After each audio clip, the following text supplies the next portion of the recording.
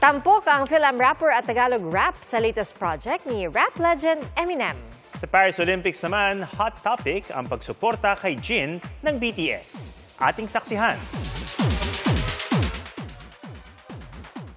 Lakas Makapinoy Pride ang bagong rap track ni Eminem.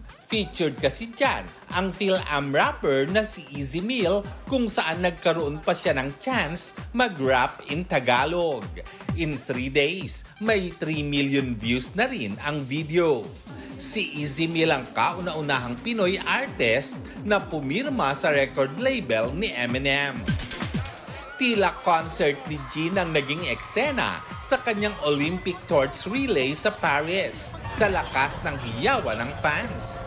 Kumaway naman si Jin pabalik na may kasama pang nakakaantig na mga ngiti.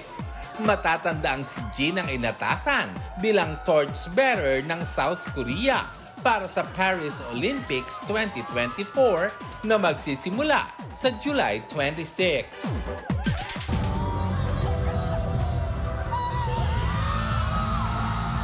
Tila nag-love dive na ang Pinoys sa concert ng grupong IVE sa bansa last weekend.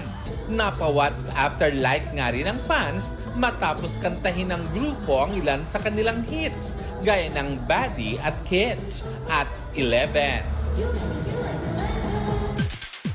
Let's go! Energy kung energy ang hatid ng Stray Kids sa kanilang performance sa BST Hyde Park. Career highlight nga raw ang opportunity na ma-headline sa festival.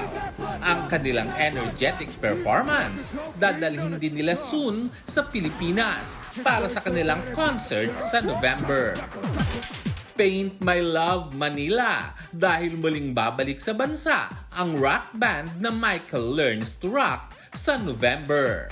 Para sa GMA Integrated News, Lar Santiago ang inyong saksi.